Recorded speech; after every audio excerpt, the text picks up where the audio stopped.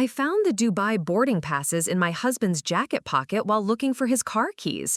Two first-class tickets to the Burj Al Arab for next weekend, one in his name, Marcus Blackwood, and one for Victoria Sinclair. The problem? I'm Rachel Blackwood, and Victoria is my neighbor's wife. What happened next turned a simple case of adultery into an international scandal that destroyed two marriages and exposed a $1 million fraud scheme. Before we jump back in, tell us where you're tuning in from, and if this story touches you, make sure you're a subscriber. Because tomorrow, I've saved something extra special for you. Tell us a duh. Thursday morning started like any other day in our pristine Westfield suburbs.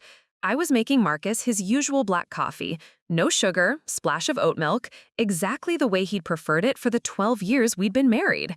The October rain drummed against our kitchen windows, creating that cozy autumn atmosphere that used to make me feel grateful for our comfortable life together. Marcus emerged from his morning shower at exactly 7:15, his salt and pepper hair perfectly styled despite the humidity. At 45, he'd maintained the disciplined appearance that had first attracted me at that consulting conference in Boston 13 years ago. Back then, he'd been a junior analyst at Meridian Financial Group, ambitious and hungry, with dreams of building his own investment firm someday. "Big presentation today," he said, straightening his burgundy tie. "The Townsend portfolio review. If we land this account, it could be worth 8 figures annually." Marcus worked in wealth management, helping ultra-high net worth clients navigate complex international investments. His specialty was offshore banking structures and tax optimization strategies, work that required frequent travel and absolute discretion regarding client information. "Will you be home for dinner?" I asked, already knowing the answer. Marcus had been working increasingly late over the past 6 months, citing demanding clients and expansion opportunities. "Probably not until after 9. Townsend wants to discuss some European opportunities." He kissed my forehead with perfunctory affection. "Don't wait up." Victoria Sinclair lived 3 houses down with her husband, Thomas, a cardiologist at Metropolitan General Hospital. They'd moved to our street 2 years ago, and we'd developed polite neighborly relationships.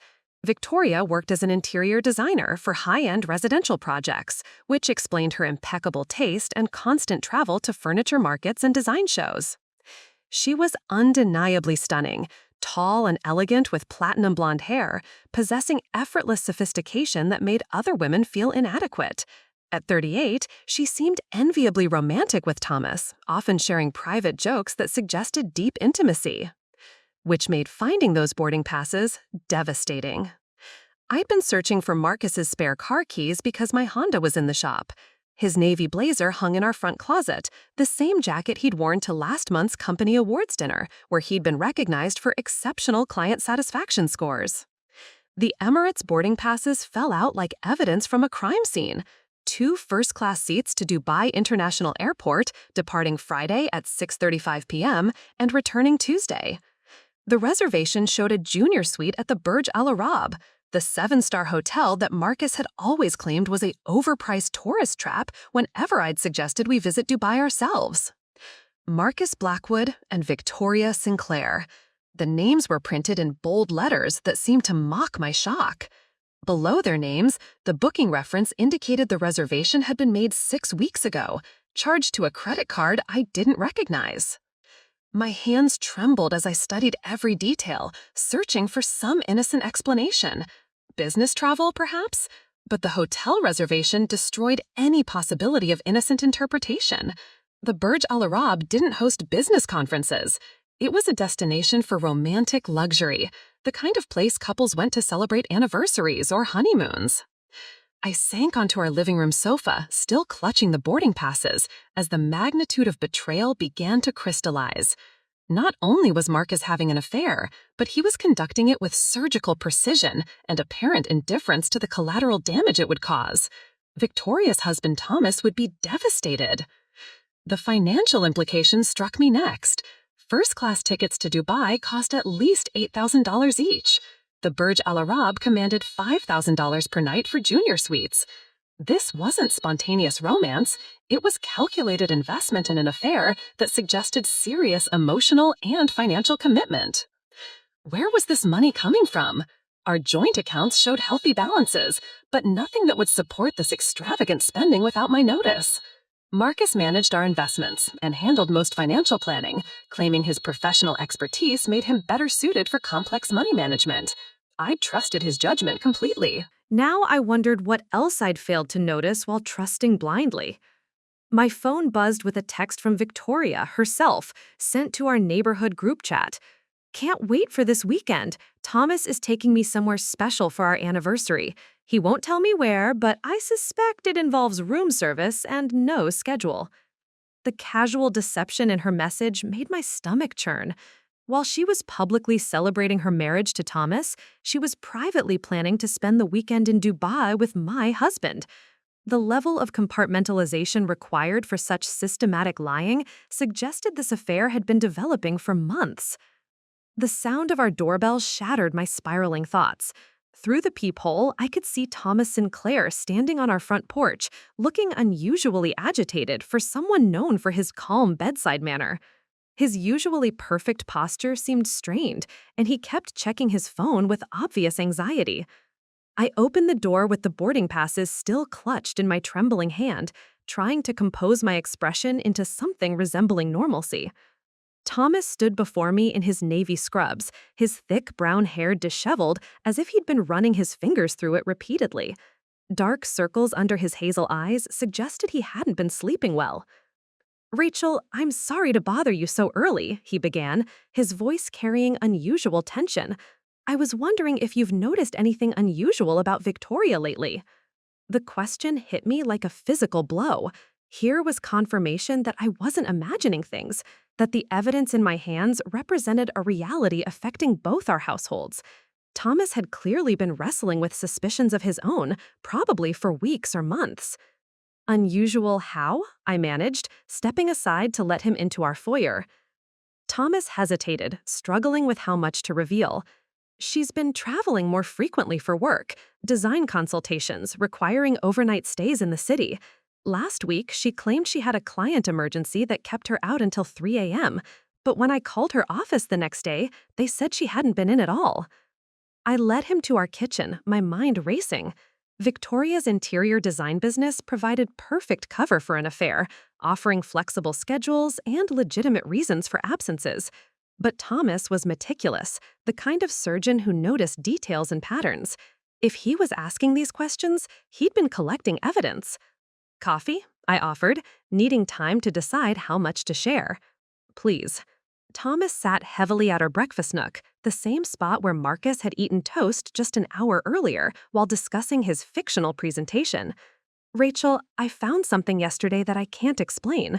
Credit card charges for restaurants I've never been to, hotel charges in the city on nights when Victoria claimed she was working late from home." My heart hammered as I poured his coffee. The financial discrepancies Thomas was describing mirrored my own concerns about Marcus's mysterious funding for luxury Dubai accommodations. Whatever was happening between our spouses involved serious money and careful planning. "How long has this been going on?" I asked, setting his mug down with hands I hoped appeared steadier than they felt. The strange behavior? Maybe 6 months. But the financial irregularities go back further. Thomas pulled out his phone and showed me a screenshot of credit card statements. "Look at this charge from August. Meridian Restaurant on 5th Street, $300 for dinner." I was working a double shift that night, and Victoria said she was home with a migraine. Meridian Restaurant. I knew that name because Marcus had mentioned taking a potential client there for a business dinner in August. He'd come home late that night, claiming the client had been impressed with their investment strategies. I'd been pleased that Marcus was attracting such high-value prospects. Now I realized my husband had been using our marriage as cover for his affair, just as Victoria had been hers. "Thomas," I said carefully, "I need to show you something." I placed the boarding passes on our kitchen table between us. Thomas stared at them for a long moment, his face cycling through confusion, recognition, and finally devastation. As a surgeon, he was accustomed to delivering difficult news to families, but receiving it seemed to hit him with unexpected force. Dubai, he whispered, picking up the passes with the same reverent care he might use handling a patient's x-rays. Preparing and narrating this story took us a lot of time, so if you are enjoying it, subscribe to our channel. It means a lot to us. Now back to the story. She told me she was going to a design conference in Chicago this weekend, said it was mandatory for maintaining her certification. The elaborate nature of their deception was becoming clearer.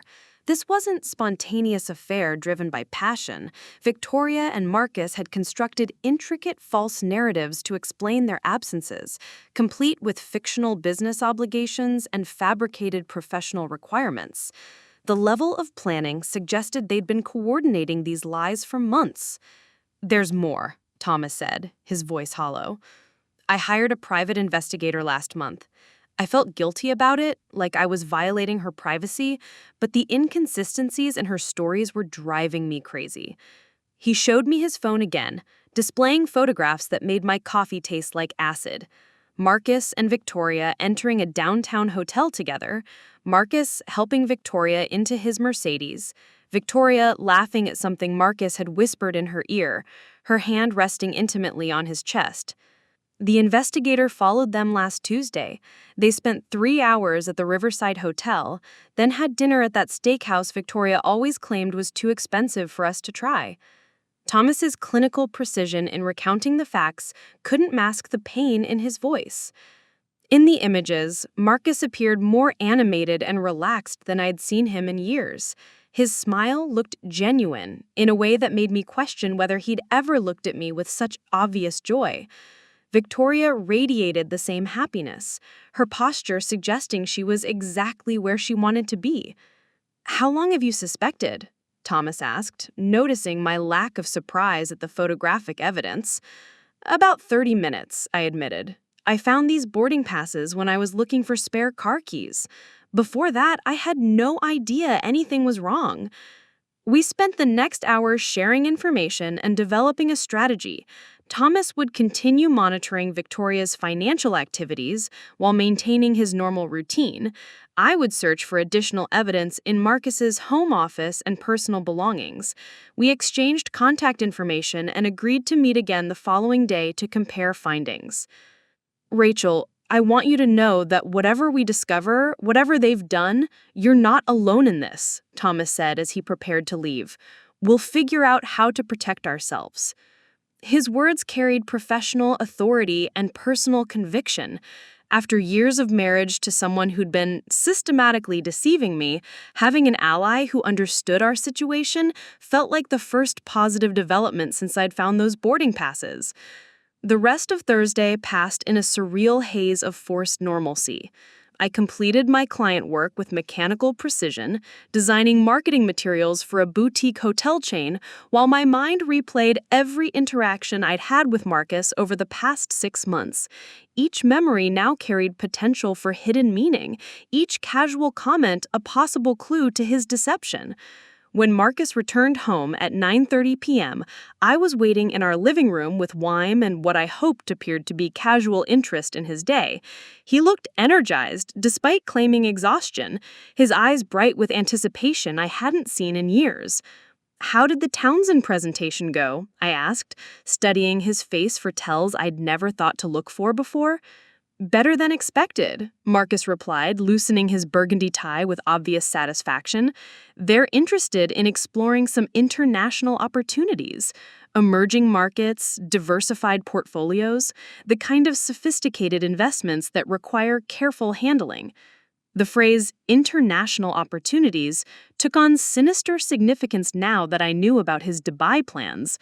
Marcus had always been skilled at embedding truth within lies, using his legitimate work as cover for personal activities. His mention of emerging markets could easily describe romantic investments in his relationship with Victoria. "That sounds promising," I managed. "Will it require much travel?" Marcus paused in unbuttoning his shirt, and for a moment I thought I'd detected something shifty in his expression. But he recovered quickly, offering the practiced smile he used during client presentations. "Possibly. International finance requires face-to-face relationship building. You understand how these things work." He kissed the top of my head before heading upstairs. I might need to take some trips over the next few months to establish trust with overseas contacts. I remained downstairs after Marcus went to bed, using the quiet hours to examine our shared life with new scrutiny.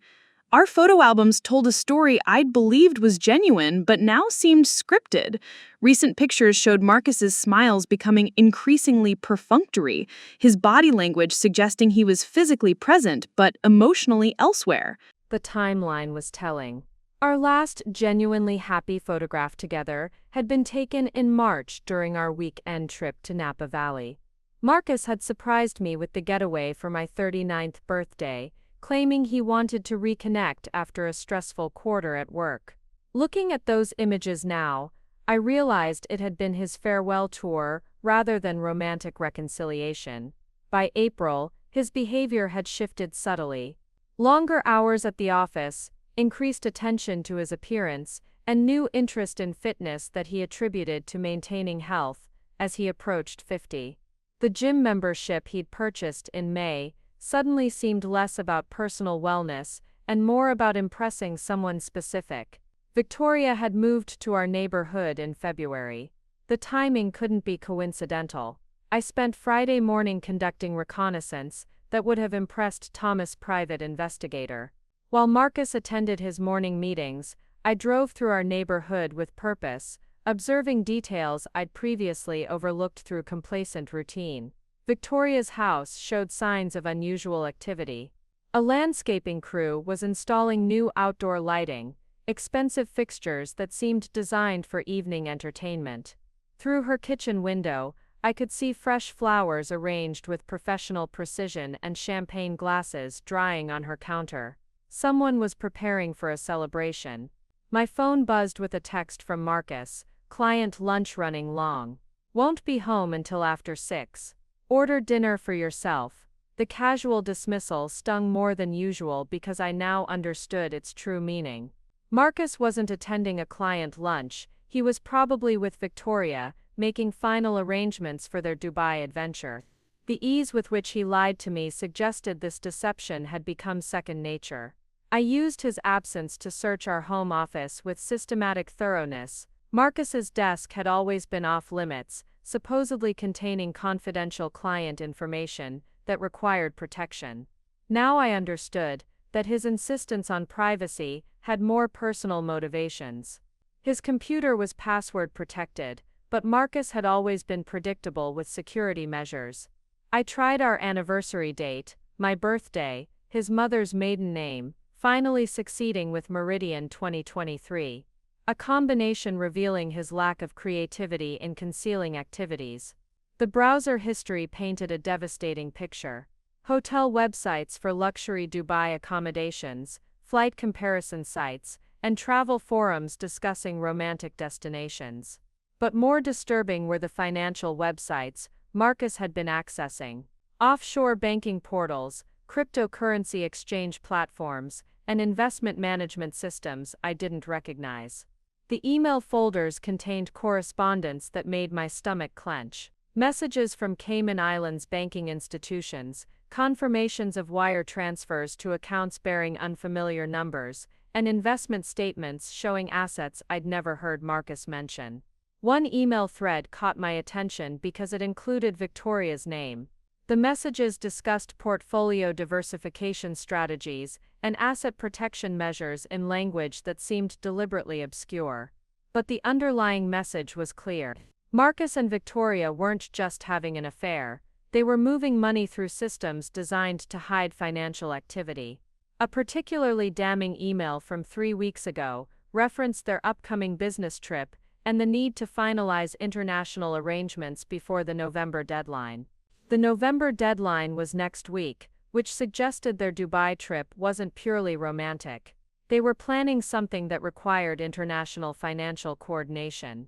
I screenshot everything with trembling fingers, uploading the evidence to a secure cloud account that Marcus couldn't access.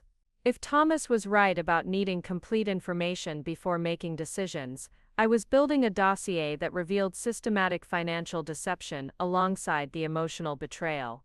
The sound of the garage door opening sent me scrambling to close Marcus's computer and return to my normal afternoon routine.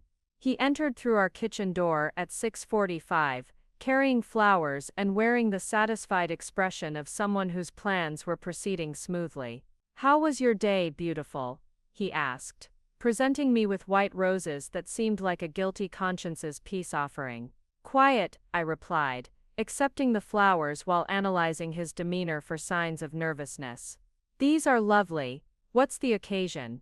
Can't a husband buy flowers for his wife without needing a special reason?"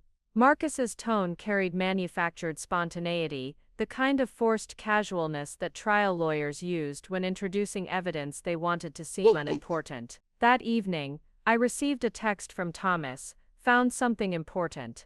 Can you meet tomorrow morning? Victoria's leaving early for her conference." Marcus was in our master bathroom, singing in the shower with enthusiasm I hadn't heard in months. The man preparing for his romantic Dubai escape with someone else's wife was happier than he'd been during any recent evening at home with me. I replied to Thomas, 9 a.m. at Riverside Park. "What did you find?" His response arrived within minutes. "Evidence they're planning more than just adultery. We need to talk." Saturday morning arrived with deceptive tranquility. Marcus left at 7 a.m. for his alleged golf game with Henderson, kissing my cheek with the same casual affection he'd displayed throughout our marriage. His golf bag sat prominently by the garage door, a prop in his elaborate performance of normalcy. I waited until his Mercedes disappeared around the corner before driving to Riverside Park. The October air carried the crisp promise of winter-autumn leaves crunching under my feet as I walked toward the pavilion where Thomas waited with 2 coffee cups and an expression that suggested our conversation would be anything but pleasant.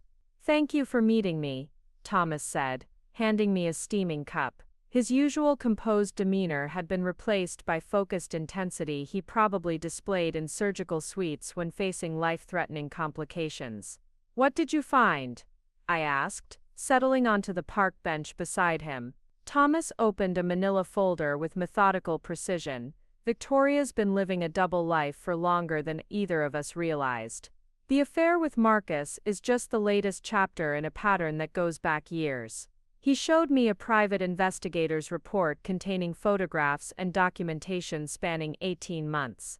Victoria meeting various men at expensive restaurants, entering hotels during business hours, traveling to cities where she claimed to have design consultations but where no clients could be verified. "She's done this before," Thomas continued, his voice carrying clinical detachment he used when delivering difficult diagnoses. The investigator tracked down 3 other men she's been involved with over the past 2 years. All married, all in finance or investment management, all with access to significant assets. The pattern was chilling in its systematic nature. Victoria wasn't having affairs driven by passion or emotional connection. She was conducting a predatory campaign against wealthy married men, using her beauty and sophistication as weapons in what appeared to be an elaborate financial scheme. "Look at this," Thomas said, pointing to a photograph that made my blood run cold. Victoria and Marcus weren't alone in the image. They were seated at a restaurant table with 2 other couples I didn't recognize, all raising champagne glasses in what appeared to be a celebration. I had the investigator identify the other people. The blonde woman is Helena Cromwell, married to Jonathan Cromwell. He runs a hedge fund specializing in international investments. The couple across from them are Patricia and William Chen. He's a tax attorney who specializes in offshore asset protection. The implications were staggering. Marcus and Victoria weren't conducting a simple affair, they were part of a network that included other couples with expertise in moving and hiding money. The dinner celebration suggested they were coordinating activities that went far beyond romantic deception. "There's more," Thomas said, producing bank statements that made my hands shake. "Victoria's been systematically emptying our joint accounts, transferring funds to investments I've never heard of. She's stolen nearly $400,000 from our savings, retirement accounts, even the emergency fund we established after my father's heart attack. The financial devastation was comprehensive and ruthless. Victoria had been stripping their marriage of assets while maintaining the facade of loving wife, ensuring Thomas would be left financially destroyed when their relationship inevitably collapsed. "How long has she been stealing from you?" I asked, though I suspected the answer would parallel my own discoveries about Marcus. The transfers began 8 months ago, right around the time she started working with her new business partner on high-end residential projects. Thomas's tone made it clear he now understood Victoria's business partnership was entirely fictional. "She's been forging my signature on documents, using my medical credentials to establish credibility with financial institutions, even taking out loans against our house without my knowledge." I shared my own findings from Marcus's computer, showing Thomas the offshore accounts, cryptocurrency transfers, and communications with Caribbean banking institutions.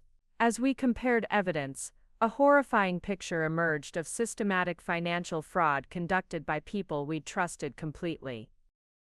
They're not just stealing from us, I realized aloud. They're using our identities and reputations to legitimize their criminal activities. Marcus's clients probably think I'm aware of his investment strategies. Your patients probably assume you approve of Victoria's financial decisions. Thomas nodded grimly. We've been unknowing accomplices in our own destruction. While we thought we were building marriages, they were building criminal enterprises, using our names and credibility as cover. The scope of betrayal went far beyond infidelity. Marcus and Victoria had been systematically destroying our financial security while positioning us to take blame for their crimes. When their scheme inevitably collapsed, Thomas and I would face not only personal devastation, but potential legal liability for activities we'd never authorized. I found something else, Thomas said, producing a printed email that made my stomach churn. Victoria's been corresponding with someone in Dubai about finalizing arrangements for permanent relocation. This isn't a romantic weekend, Rachel. They're planning to disappear. The email chain detailed logistics for transferring large sums of money to United Arab Emirates banking institutions, establishing residency in a country with limited extradition agreements, and liquidating assets in ways that would be difficult to trace. Marcus and Victoria weren't planning a vacation. They were orchestrating their escape from prosecution. "We have 48 hours, Thomas said, checking his phone. Their flight leaves Monday evening. Once they're in Dubai with those offshore accounts activated, we'll never recover our money or see them face justice." The timeline created urgency that transformed my shock into focused determination. We couldn't prevent the emotional damage they'd already inflicted, but we might still protect ourselves from complete financial ruin and ensure they faced consequences for their crimes. "What do you propose we do?" I asked, surprised by the steadiness in my voice. Thomas smiled for the first time since we'd begun sharing evidence, and I recognized the expression surgeons wore when they'd identified the source of a problem and knew exactly how to fix it. "We're going to Dubai," he said, "but we're not going to surprise them with tears and accusations. We're going with federal agents, frozen bank accounts, and enough evidence to ensure they spend the next 20 years in prison." By Sunday morning, Thomas and I had transformed from devastated spouses into amateur detectives with professional support. Agent Sarah Martinez from the FBI's Financial Crimes Division had agreed to an emergency weekend meeting after reviewing our initial evidence package. Her willingness to interrupt her personal time confirmed what we'd suspected. Marcus and Victoria were part of something much larger than simple embezzlement. "What you've uncovered appears to be a sophisticated marriage fraud operation," Agent Martinez explained, as we sat in her downtown office. At 42, she possessed the kind of sharp intelligence that had probably made her formidable in interrogation rooms. "We've been tracking similar schemes in other cities, but this is the first time we've had inside access to the perpetrator's planning." She spread out evidence across her conference table like pieces of a complex puzzle. Bank statements, travel itineraries, investment records, and surveillance photographs created a timeline that revealed systematic criminal activity spanning multiple states and international jurisdictions. "Your husband and his associate have been operating what we call a honey trap network," Agent Martinez continued. Attractive individuals target wealthy married victims, establish romantic relationships, then use those connections to gain access to assets and confidential financial information. The clinical description of our marriages as criminal enterprises was devastating, but oddly liberating. Understanding that we'd been targeted by professional predators somehow made our naive trust seem less pathetic and more understandable. The Dubai component is particularly concerning, noted, highlighting Marcus and Victoria's travel plans. The United Arab Emirates has become a preferred destination for financial criminals because their banking privacy laws make asset recovery extremely difficult once funds are transferred to local institutions. Thomas leaned forward with focused intensity. What kind of timeline are we looking at for intervention? Their flight leaves tomorrow evening.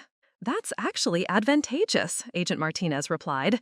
International flights provide opportunities for arrest that don't exist once suspects reach their destination.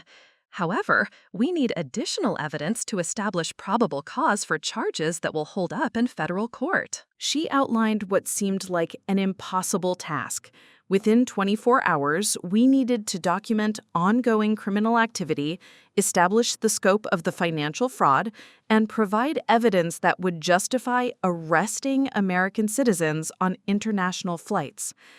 I volunteered to return home and monitor Marcus's computer activity using software Agent Martinez provided to track real-time financial transactions. Thomas would maintain surveillance on Victoria while coordinating with federal agents who were already positioning themselves for potential arrests. The software installation required accessing Marcus's computer while he remained unaware of federal involvement. I returned home to find him in our kitchen, cheerfully preparing what appeared to be a farewell brunch. His mood seemed unusually elevated, even for someone anticipating a romantic weekend. "You seem happy," I observed, watching him whisk eggs with unusual enthusiasm. "Just looking forward to some relaxation," Marcus replied, his tone carrying forced casualness that I now recognized as a warning sign. "Henderson and I decided to extend our golf weekend into a guy's trip. Spontaneous adventure, you know how it is." The lie about extending his fictional golf trip with Henderson was apparently his cover story for the Dubai departure. Marcus had always been methodical about creating alibis that could withstand casual scrutiny, but his current deception showed signs of rushed planning and overconfidence. I excused myself to use our home office, claiming I needed to complete urgent client work. The federal software installed quickly and immediately began monitoring Marcus's computer activity. Within minutes, I was watching real-time evidence of massive financial fraud unfold on my laptop screen. Marcus was systematically liquidating client investment accounts, transferring millions of dollars through shell companies to offshore banking institutions. The amounts were staggering, far beyond what Thomas and I had initially discovered. His client list included some of the city's wealthiest families, people who trusted Marcus with their retirement savings and children's college funds. Each transaction was meticulously planned to avoid triggering automatic fraud detection systems. Amounts were kept below federal reporting requirements, transfers were spread across multiple institutions, and timing was coordinated to maximize confusion when the thefts were eventually discovered. My phone buzzed with a text from Agent Martinez. "Are you seeing this activity?" I confirmed that Marcus was actively moving money while typing my response. Within the past hour, he'd transferred over $2 million to accounts that traced back to Dubai banking institutions. The scope of his theft was breathtaking and would financially destroy dozens of families who trusted him with their life savings. Agent Martinez's response was immediate. "We have probable cause. Maintain surveillance and document everything. Federal warrants are being prepared."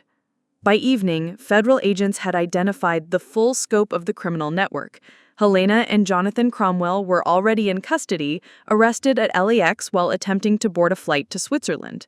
Patricia and William Chen had been detained at their law office, caught in the act of shredding documents related to offshore shell companies. "The network is collapsing," Agent Martinez informed us during an evening briefing. Your evidence provided the breakthrough we needed to move against all participants. Marcus and Victoria are the final pieces. That night, I lay in bed beside Marcus as he slept peacefully, completely unaware that federal agents were preparing to end his criminal career permanently. His breathing was steady and relaxed, the sleep of someone who believed his elaborate deceptions had succeeded perfectly. In less than 18 hours, Marcus would board a flight to Dubai, expecting to begin a new life funded by stolen millions. Instead, he'd be arrested for financial crimes that carried decades in federal prison. Monday morning arrived with the weight of inevitability. Marcus left our house at his usual time, carrying the same leather briefcase he'd used throughout our marriage, now knowing it contained documents that would soon become evidence in a federal prosecution. His kiss goodbye lasted slightly longer than usual, and I wondered if some part of him suspected this was our final domestic interaction. "I'll call you when I land," he said, maintaining his fiction about the Henderson Gulf trip even in what he believed were his last moments as my husband. "Love you." The words felt like artifacts from a relationship that had never really existed. Marcus had been performing the role of loving husband while systematically dismantling everything that performance was supposed to protect. Agent Martinez called 30 minutes after Marcus left. "We've confirmed Victoria is following the same timeline. Both subjects are proceeding to the airport as scheduled. Federal teams are positioned at every checkpoint between here and Dubai." Thomas met me at the FBI field office downtown, his face carrying the grim satisfaction of a surgeon who'd successfully identified a malignant tumor. We'd transformed from victims into active participants in federal law enforcement, our personal devastation becoming the foundation for a criminal case that would protect countless future victims. "The Financial Crimes Unit has been monitoring their accounts since yesterday," Agent Martinez explained, showing us real-time tracking displays that looked like something from a spy thriller. "They've moved over $8 million through various shell companies in the past 48 hours. The money trail leads directly to Dubai banking institutions that specialize in wealth management for expatriate criminals." The scope of their theft was staggering. Marcus and Victoria hadn't just been stealing from their spouses, they'd been operating a criminal enterprise that targeted dozens of wealthy families across multiple states. Their victim list included business owners, retired executives, and professional couples who'd trusted them with life savings. "What happens when they reach the airport?" Thomas asked, his medical training making him focus on procedural details and potential complications. "They'll be arrested during the boarding process," Agent Martinez replied. "We want them to believe they're escaping successfully right up until federal agents place them in custody. The psychological impact of having their freedom snatched away at the moment they thought they'd achieved it sends a powerful message to other criminals operating similar schemes." I felt a complex mixture of anticipation and dread. Part of me desperately wanted Marcus to face justice for the systematic way he'd destroyed our marriage and stolen from innocent people. But another part of me was terrified of witnessing the complete collapse of someone I'd loved for 12 years, even if that love had been built on lies. Thomas and I drove to the airport in his Tesla, both of us processing the surreal nature of our situation. 48 hours ago, we'd been unsuspecting spouses worried about routine marital problems. Now we were key witnesses in a federal criminal investigation that would dominate local news coverage for months. Through the terminal windows, I could see Marcus and Victoria walking together with the casual intimacy of a couple beginning a romantic getaway. Marcus was wearing the navy suit I'd helped him select for client presentations, while Victoria looked elegant in designer clothing that had probably been purchased with stolen money. They moved through the airport with practiced ease, suggesting they'd rehearsed international travel procedures during previous criminal escapes. Their body language showed no signs of nervousness or concern about potential surveillance. "They're approaching the gate," Agent Martinez reported. "Boarding begins in 10 minutes." The first-class boarding announcement echoed through the terminal. Marcus and Victoria approached the gate agent with their forged documents and stolen money tickets, completely unaware that federal agents were closing in from multiple directions. "This is it," Agent Martinez said through our earpieces. "All units execute arrests now." What happened next unfolded like a carefully choreographed performance. FBI agents appeared from behind support pillars, emerged from security checkpoints, and materialized from positions throughout the boarding area. Marcus and Victoria found themselves surrounded by law enforcement officers who'd been tracking their movements for hours. The shock on their faces was absolute and devastating. Marcus's confident expression crumbled into confusion, then recognition, then desperate calculation as he realized his escape plan had been compromised. Victoria's elegant composure shattered completely, her sophisticated facade replaced by panic that revealed her true character. Marcus Blackwood and Victoria Sinclair, you're under arrest for wire fraud, money laundering, and conspiracy to commit financial crimes, Agent Martinez announced, her voice carrying the authority of federal law enforcement. Through the terminal windows, Thomas and I watched the arrests unfold with a mixture of satisfaction and profound sadness. Justice was being served, but the cost of achieving it had been the complete destruction of 2 marriages and the trust that had taken years to build. The FBI's Financial Crimes Unit worked through the night following the arrests, building a prosecutorial case that would ensure Marcus and Victoria faced maximum penalties for their systematic theft. Agent Martinez called Tuesday morning with updates that revealed the true scope of their criminal enterprise. The forensic accountants have identified over $40 million in stolen assets, she reported during our debriefing at the federal building. Your husband and his associate weren't just operating locally, they've been running similar schemes in Chicago, Atlanta, and Phoenix. The victim count is approaching 300 families. Thomas and I sat in the sterile conference room, processing numbers that seemed impossible to comprehend. Marcus had stolen enough money to fund small municipalities, destroying hundreds of lives while maintaining the facade of respectable financial advisor. The systematic nature of his crimes suggested sociopathic planning that spanned years of careful preparation. The digital evidence recovered from their devices is particularly damning, Agent Martinez continued, spreading printed documents across the conference table. They maintained detailed victim profiles, psychological assessments, and strategic timelines for financial exploitation. The documents revealed Marcus and Victoria's clinical approach to emotional manipulation. They'd studied their targets with scientific precision, identifying psychological vulnerabilities that could be exploited for financial access. My profile described me as trusting spouse with inherited assets, minimal financial sophistication, strong emotional attachment to marriage stability. Reading their assessment of my character felt like being dissected by predators who'd viewed me as prey rather than a human being deserving of respect. Every conversation we'd shared, every intimate moment we'd experienced had been contaminated by Marcus's systematic evaluation of my weaknesses and blind spots. Thomas's profile was equally devastating. High-earning medical professional with limited time for financial oversight, traditional values regarding spousal trust, significant retirement savings vulnerable to gradual drainage. They've been planning these thefts for over 3 years, Agent Martinez explained. The Dubai operation was their exit strategy, designed to coincide with maximum asset accumulation and minimal chance of discovery before escape. The evidence revealed sophisticated coordination between Marcus and Victoria that went far beyond romantic partnership. They'd operated like a criminal corporation with defined roles, strategic planning, and systematic execution of financial fraud. Their affair had been a business arrangement disguised as passion.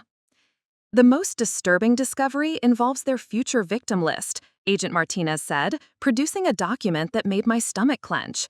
They'd already identified targets in Dubai, wealthy expat couples who would have been perfect marks for their next phase of operations. Marcus and Victoria hadn't been planning to retire on their stolen millions. They'd been preparing to expand their criminal enterprise internationally, using Dubai's financial privacy laws to establish a base for global fraud operations. What kind of sentences are we looking at? Thomas asked, his medical training making him focus on prognosis and treatment outcomes. Federal guidelines suggest 25 to 30 years for the financial crimes alone, Agent Martinez replied. The conspiracy charges and interstate commerce violations could add another decade. They're looking at effective life sentences. The prosecution's case was strengthened by evidence from other network members who'd been arrested simultaneously. Helena and Jonathan Cromwell had provided testimony about the systematic nature of their criminal operations in exchange for reduced sentences. Patricia and William Chen's law office had yielded documents showing how they'd helped launder stolen assets through offshore shell companies. "There's something else you need to know," Agent Martinez said, her tone shifting to something more personal. "The asset recovery process will take months, possibly years. The money they stole has been moved through multiple shell companies and offshore accounts. You'll eventually recover most of your losses, but the timeline is uncertain."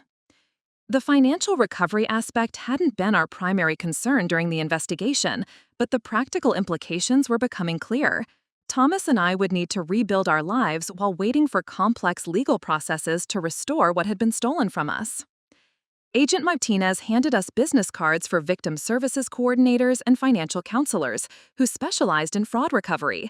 The federal government has resources to help victims rebuild after this kind of systematic theft. You won't have to navigate the recovery process alone. The offer of support was welcome, but it highlighted how dramatically our lives had been altered by people we'd trusted completely. We'd gone from successful professionals with stable marriages to federal crime victims requiring government assistance to rebuild our basic financial security. "When will they be formally charged?" I asked, needing to understand the timeline for legal proceedings that would dominate our lives for the foreseeable future. "Federal arraignment is scheduled for Thursday. They'll be formally charged with wire fraud, money laundering, conspiracy, and violations of interstate commerce laws. Bail will be denied due to flight risk and the international scope of their crimes." The legal machinery was moving with efficiency that suggested federal prosecutors were confident in their case. Marcus and Victoria would remain in custody throughout the trial process, ensuring they couldn't flee or destroy additional evidence. That night, I sat in our empty house, surrounded by evidence tags and federal seizure notices, trying to imagine a future that didn't include the man who'd shared my bed while planning my destruction. The silence felt profound after years of living with someone whose every word had been calculated deception.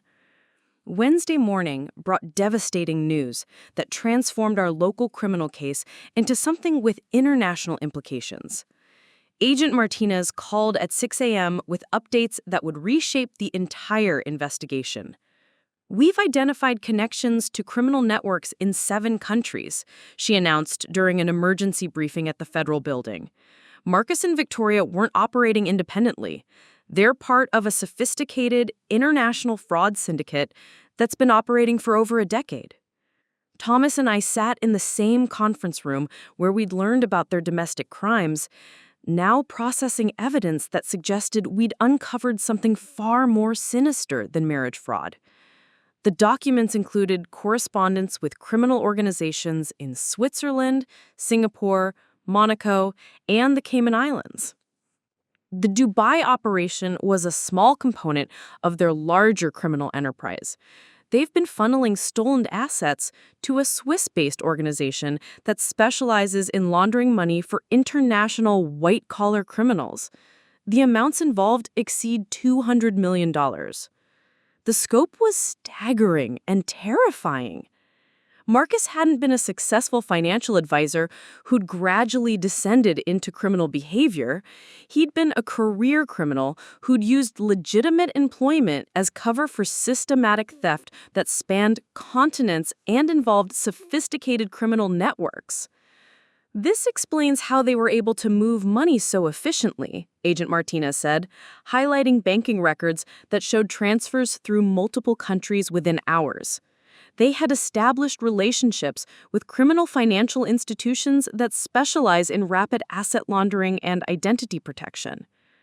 The evidence revealed Marcus and Victoria's true sophistication. They'd operated like international spies, maintaining false identities in multiple countries, establishing backup financial accounts under assumed names, and coordinating with criminal organizations that provided services ranging from document forgery to assassination if witnesses became problematic. The most disturbing discovery involves their long-term planning, Agent Martinez said, producing surveillance photographs that made my blood run cold. They've been documenting our investigation since we began building the case. They knew federal agents were closing in. The photographs showed Thomas and I meeting in Riverside Park, entering the FBI building, and coordinating with federal agents during the airport arrest operation. Marcus and Victoria's criminal associates had been monitoring our activities while we thought we were conducting a secret investigation. "How is that possible?" Thomas asked, his medical training making him focus on diagnostic accuracy. Professional criminal networks have resources that rival government intelligence services. They employ former CIA operatives, retired federal agents, and sophisticated surveillance technology. Once you became active witnesses, you became targets for elimination. The revelation that we'd been under criminal surveillance while building our case created a level of danger we'd never anticipated. Thomas and I thought we were pursuing justice against local criminals. Instead, we'd declared war against international criminal organizations that viewed witness elimination as routine business practice. The good news is that their surveillance also provided evidence of criminal conspiracy and witness intimidation, Agent Martinez continued, showing us intercepts of communications between Marcus and Victoria's criminal associates discussing witness management and problem resolution. The clinical language barely disguised discussions about whether Thomas and I should be murdered to prevent our testimony from reaching federal prosecutors. Marcus specifically advocated for our elimination, Agent Martinez said, highlighting transcripts that made me physically ill. He argued that killing you both would be more efficient than attempting to discredit your testimony through legal channels. Reading Marcus's casual discussion of my murder was more devastating than discovering his financial crimes. The man who'd shared my bed for 12 years had been prepared to have me killed to protect his criminal enterprise. Victoria was initially resistant to violence, Agent Martinez noted, but she eventually agreed that witness elimination might be necessary if legal strategies failed to neutralize your testimony. Thomas gripped the conference table with white knuckles, his surgeon's composure cracking under the weight of learning that his wife had been planning his murder. "How close did they come to acting on these plans?" Thomas asked. "Close enough that we've placed you both in protective custody, effective immediately," Agent Martinez replied. "Your homes are being monitored by federal agents, and we're implementing security protocols until the criminal network is completely dismantled." The transformation from crime victims to protected witnesses happened so quickly that I struggled to process the implications. Federal marshals would monitor our movements, our communications would be intercepted for security purposes, and our normal lives would be suspended indefinitely while international criminals were prosecuted. "The international scope complicates prosecution timelines," Agent Martinez explained. "We're coordinating with law enforcement agencies in multiple countries to arrest network associates simultaneously. This case could take years to fully resolve." "What happens to Marcus and Victoria during this extended timeline?" I asked. "They're being held in federal maximum security facilities without possibility of bail. However, their criminal associates remain active and dangerous.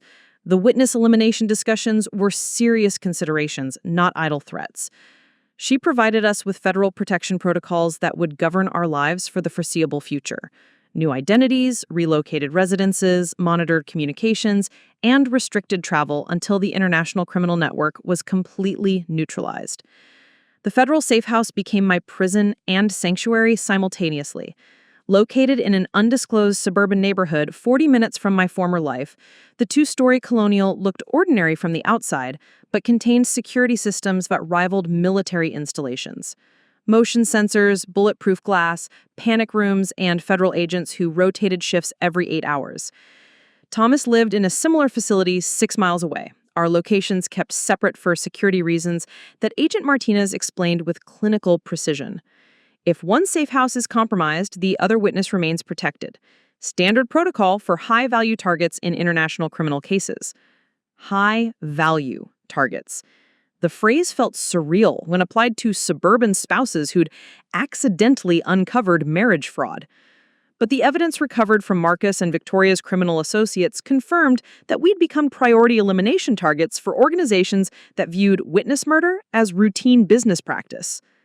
The Swiss banking records reveal systematic theft dating back 15 years, Agent Martinez reported during our weekly security briefing. Your husband has been operating under multiple identities across 3 continents. The man you married doesn't actually exist in any legal sense. The identity revelation was more devastating than his financial crimes or murder planning. Marcus Blackwood wasn't just a criminal. He was an entirely fabricated persona created to facilitate long-term fraud operations. The 12 years of marriage I'd believed we'd shared had been performance art conducted by someone whose real name I'd never known.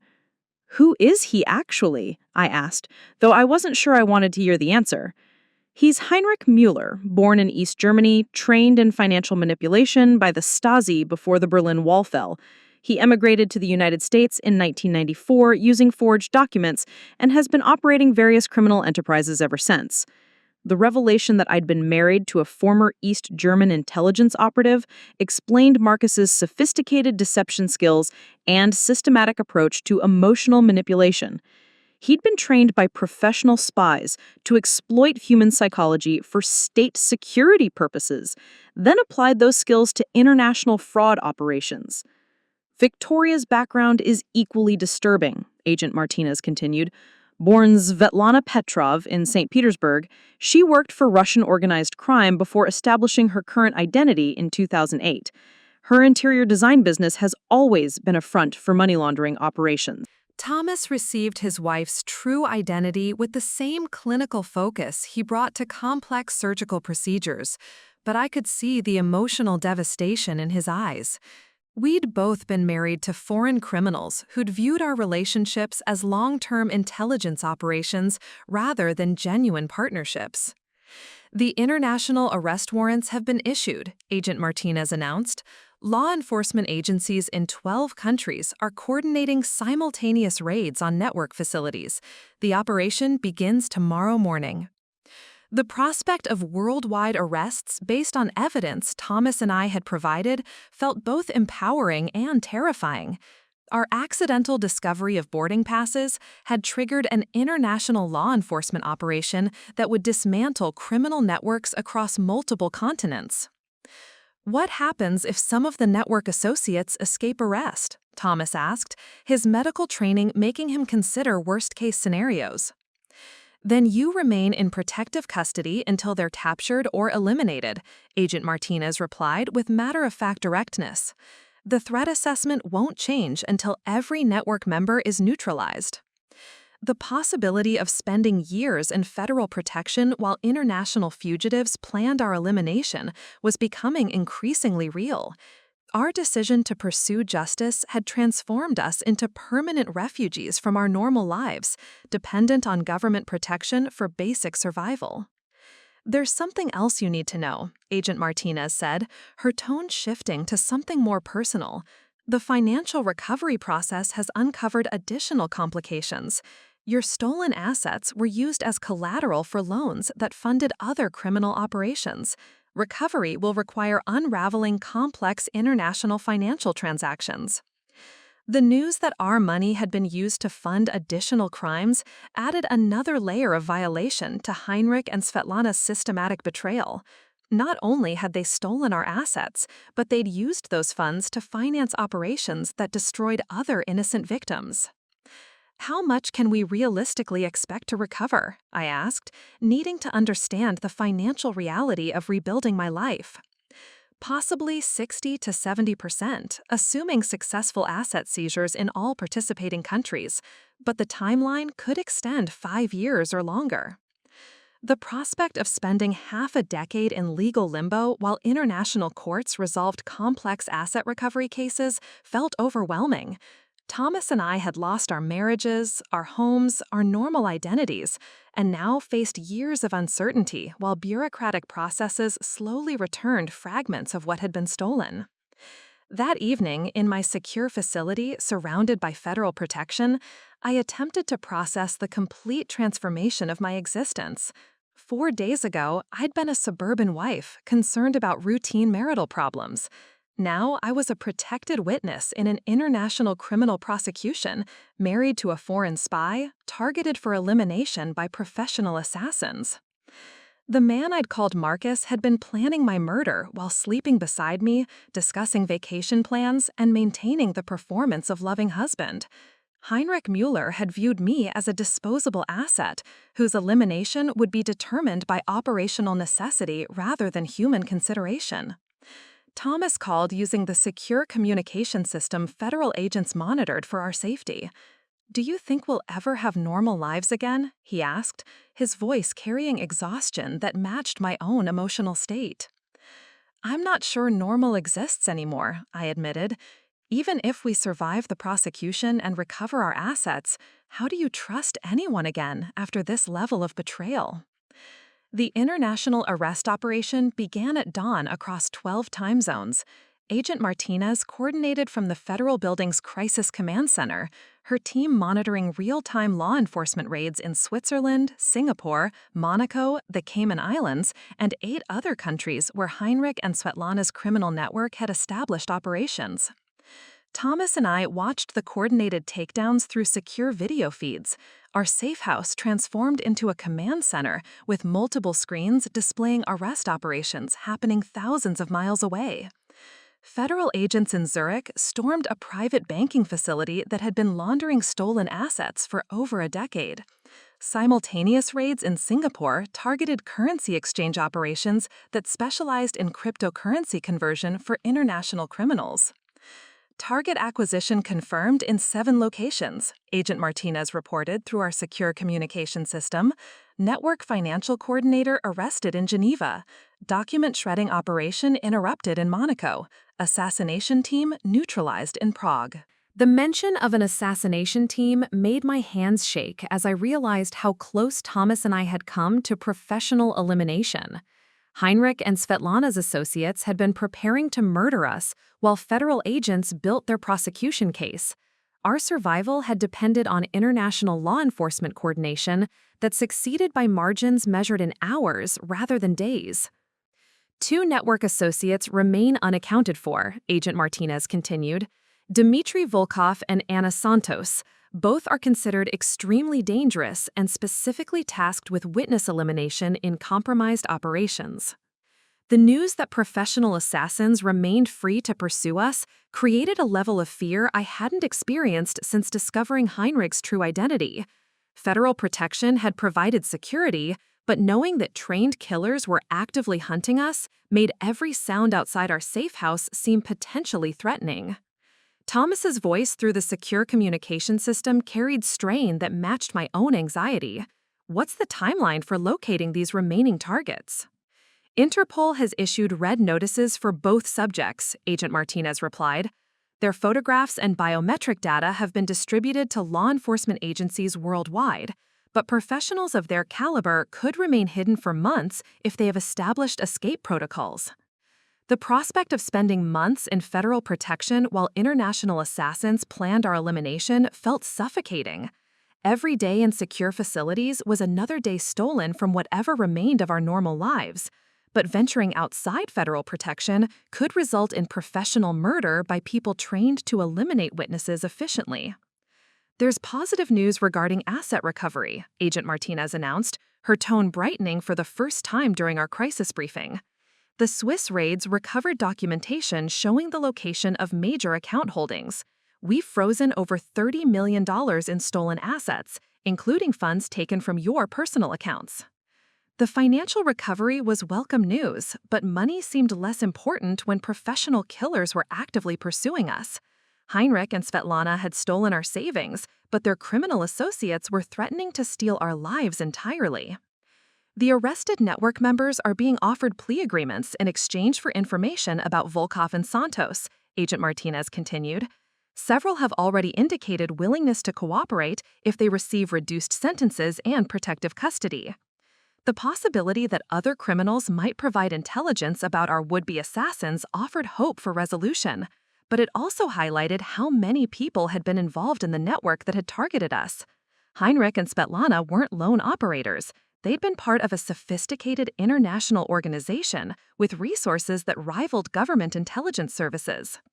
What happens if Volkov and Santos are never captured? I asked, needing to understand the worst-case scenario for our long-term security. Federal protection becomes permanent, Agent Martinez replied with clinical directness. New identities, relocated residences, monitored communications indefinitely. Essentially, you would become permanent refugees from your former lives. The prospect of never returning to normal existence was devastating, but it was preferable to being murdered by professional assassins. Heinrich and Svetlana's criminal enterprise had created consequences that would extend far beyond their own prosecution and imprisonment. That afternoon, Thomas and I were allowed a supervised meeting at a neutral federal facility. Seeing him after days of separation was both comforting and heartbreaking. We'd both lost weight from stress, our faces showing the strain of living under constant security threats. I keep thinking about the vacation photos, Thomas said, as we sat in the sterile conference room under federal supervision. All those pictures of Victoria and me looking happy together. Every smile was performance art by a Russian criminal who was planning to steal everything I'd worked for. I understood his need to process the complete fabrication of relationships we'd believed were genuine. Heinrich used to tell me bedtime stories about his childhood in Ohio, detailed memories about Little League baseball and summer jobs at his uncle's hardware store. Pure fiction created by someone trained to manipulate human emotions. The federal supervisor, Agent Collins, listened to our conversation with professional sympathy. Operatives like Heinrich and Svetlana receive years of training in psychological manipulation. They study their targets with scientific precision, creating false personalities designed to exploit specific emotional vulnerabilities. Agent Martinez's voice crackled through the communication system with an update that made us all freeze. Volkov was spotted in Montreal 6 hours ago. Canadian authorities are coordinating with FBI teams for potential arrest operation. Santos remains unlocated. The news that one assassin had been identified offered hope, but knowing that another remained free to pursue us maintained the constant anxiety that had dominated our lives since the international arrests began. That evening, as I prepared for another night in federal protection, I realized that Heinrich and Svetlana's betrayal had taught me something valuable about human nature. People were capable of extraordinary deception, but they were also capable of extraordinary resilience when survival required strategic thinking and decisive action. Heinrich Müller had underestimated his victim's capacity for evolution under pressure. His assumption that I would remain passive while he destroyed my life had become the foundation of an international prosecution that would ensure he spent his remaining years in federal prison.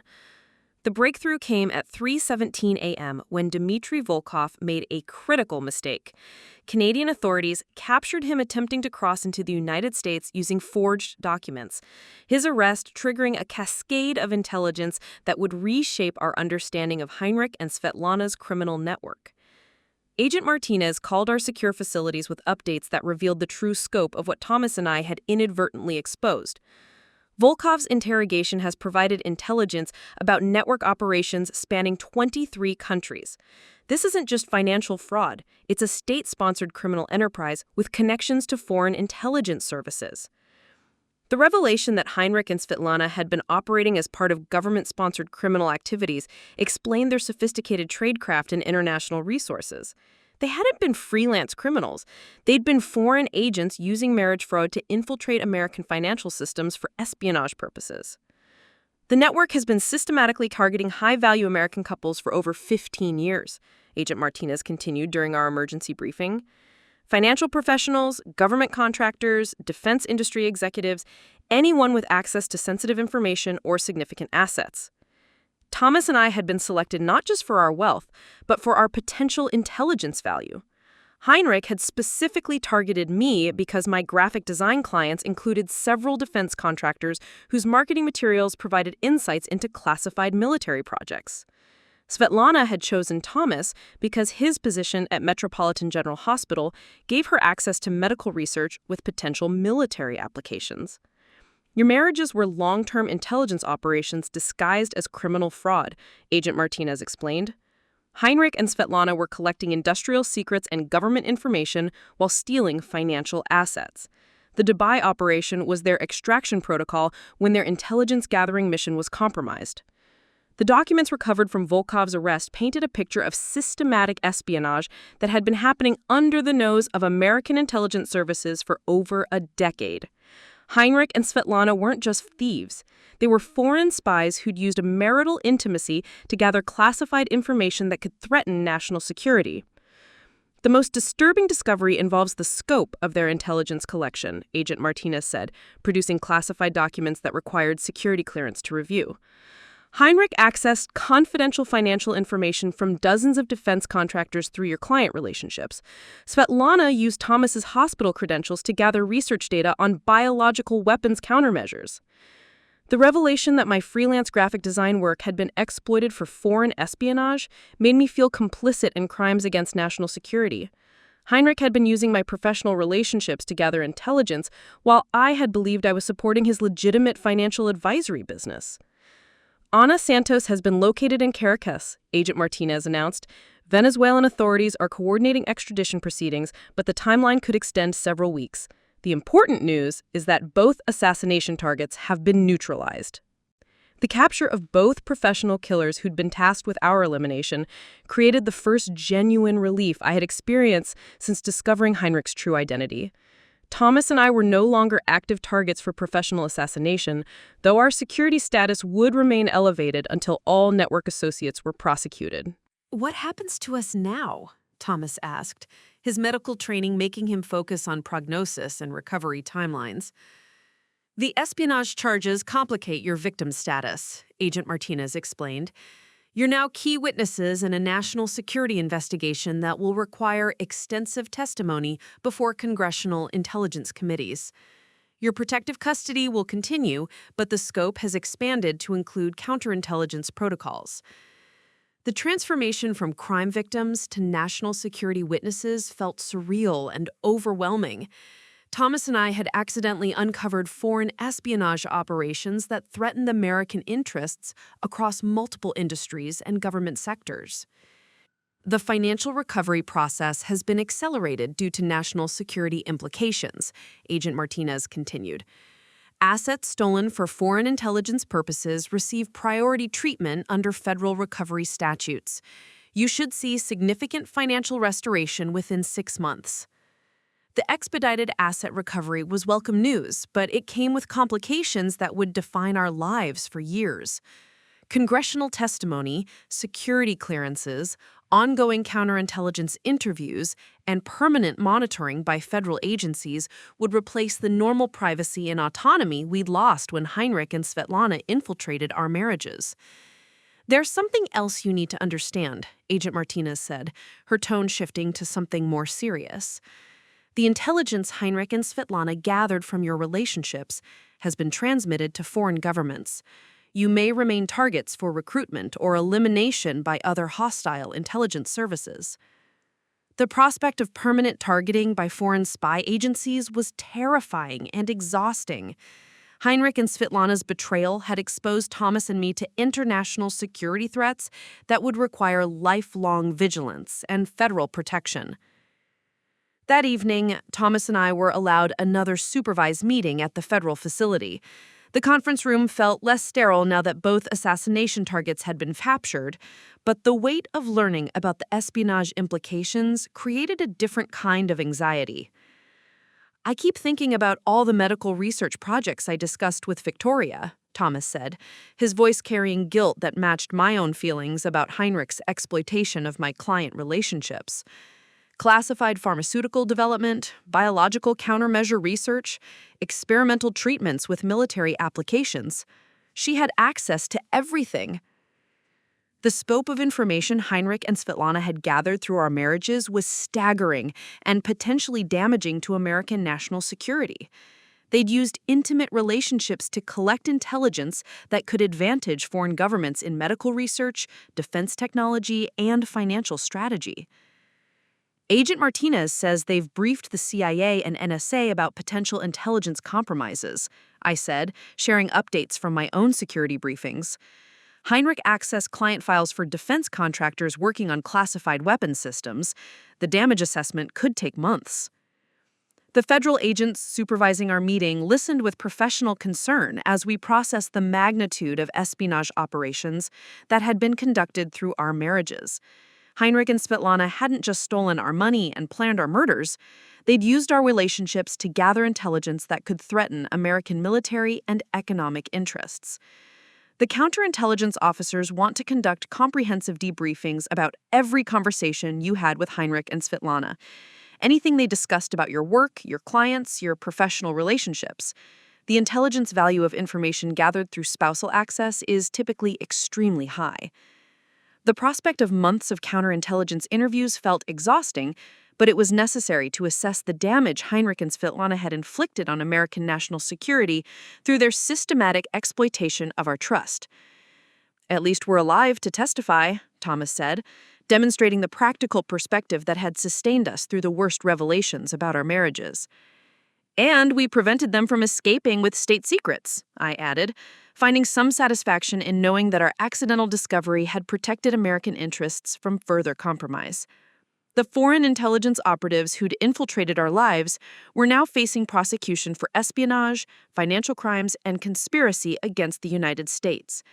Their sophisticated operation had been exposed by suburban spouses who'd refused to remain passive when confronted with betrayal. The legal strategy required us to demonstrate that Heinrich and Svetlana had deliberately targeted us for our intelligence value, not just our financial assets. Our testimony would need to show systematic evidence gathering that went beyond simple theft. Heinrich specifically asked detailed questions about my defense contractor clients, I said, reviewing notes I'd compiled during weeks of counterintelligence debriefings. He wanted to know about their project timelines, security protocols, and personnel with classified access.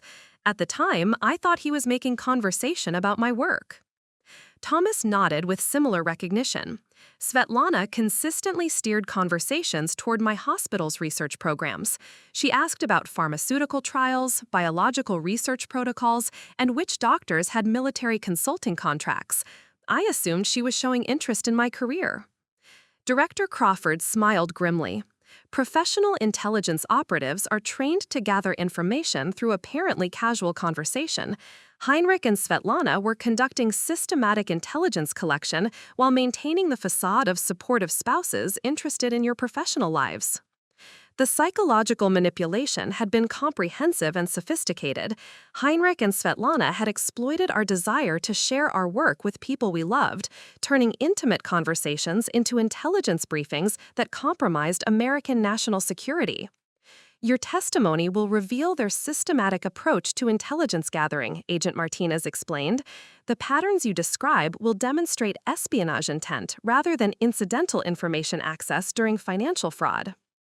That afternoon, we participated in mock testimony sessions designed to prepare us for aggressive cross-examination by defense attorneys. Federal prosecutors warned us that Heinrich and Svetlana's legal team would attempt to portray us as bitter spouses seeking revenge through false espionage accusations. They'll argue that you're exaggerating the scope of their intelligence gathering to ensure longer prison sentences, warned Assistant U.S. Attorney Sarah Chen. Your credibility will be crucial for establishing espionage charges that could result in life imprisonment. The stakes were enormous. If our testimony successfully established espionage charges, Heinrich and Svetlana would face life sentences that would ensure they never threatened American security again. If the defense successfully portrayed their actions as simple financial fraud, they could receive much shorter sentences that would allow them to resume intelligence operations after release. The key is demonstrating systematic intelligence collection that went beyond normal spousal conversation, Attorney Chen explained. Heinrich and Svetlana's questions about classified information, their requests for specific technical details, their interest in personnel with security clearances, these patterns establish espionage intent. Thomas and I spent hours reviewing transcripts of conversations we'd had with Heinrich and Svetlana, identifying instances where they'd systematically gathered intelligence while maintaining the appearance of casual interest. The documentation revealed tradecraft that was clearly professional rather than incidental. Heinrich requested copies of marketing materials I'd created for defense contractors, I noted. He claimed he was impressed with my design work and wanted to study my portfolio, but he specifically asked for materials related to classified projects. Svetlana photographed medical research documents she claimed she found interesting, Thomas added. She said she wanted to understand my work better, but she specifically targeted information about military medical applications.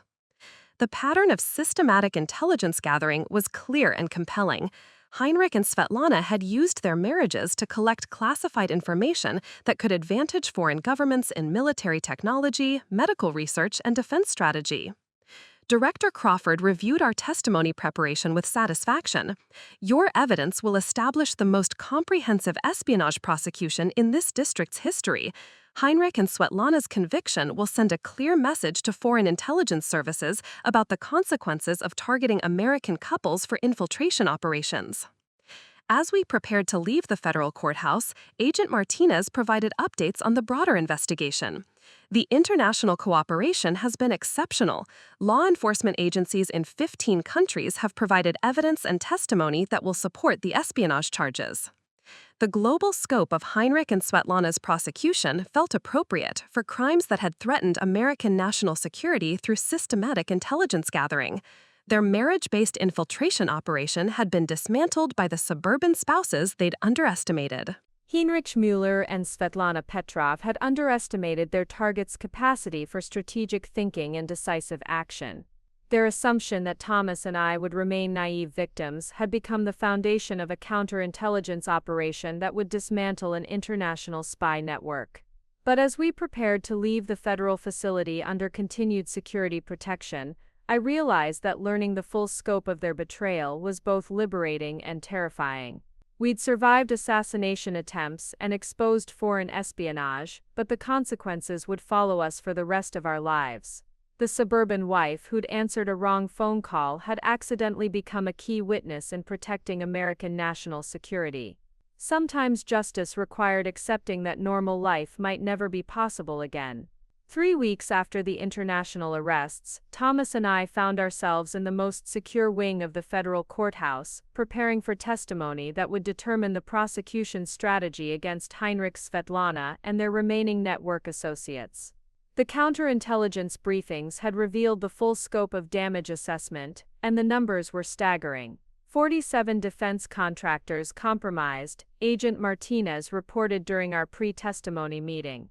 Heinrich accessed classified information on next-generation weapons systems, stealth technology, and cybersecurity protocols through your client relationships. The intelligence value to foreign governments is estimated in the billions.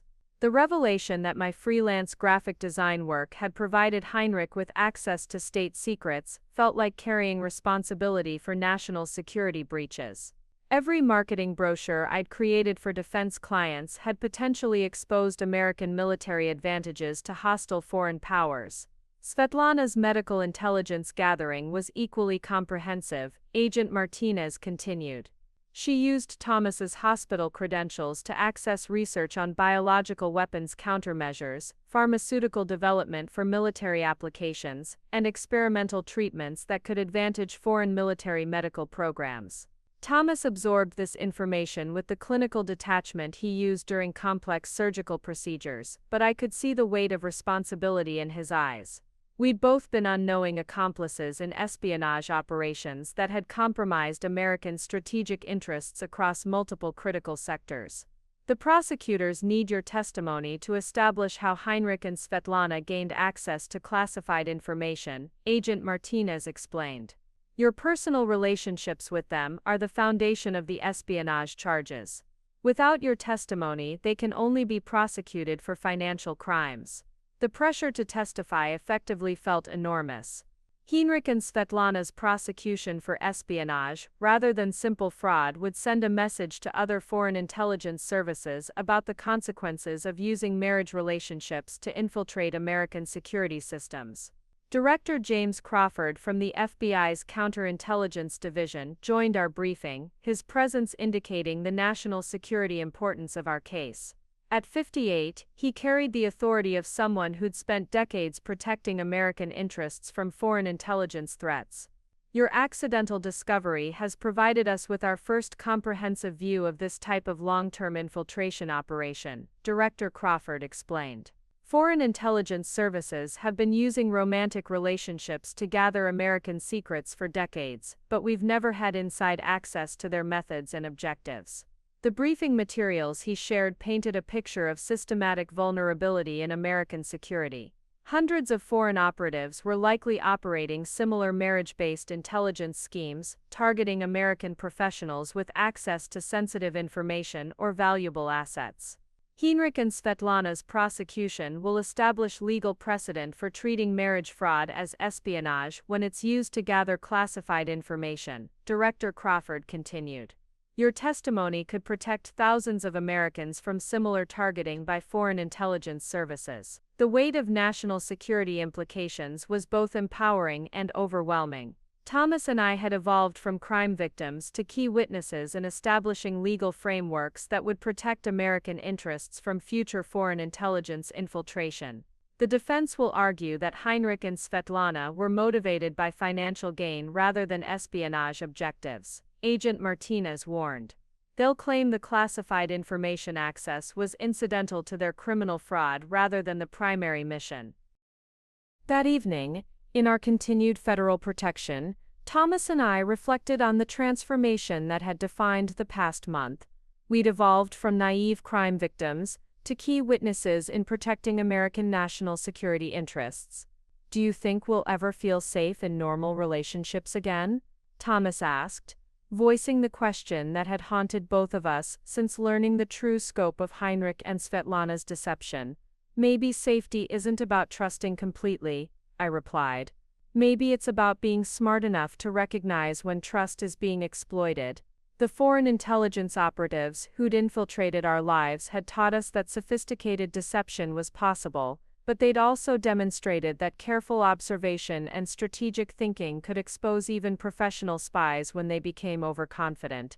Heinrich Müller and Svetlana Petrov had spent years gathering American secrets through systematic exploitation of marital intimacy.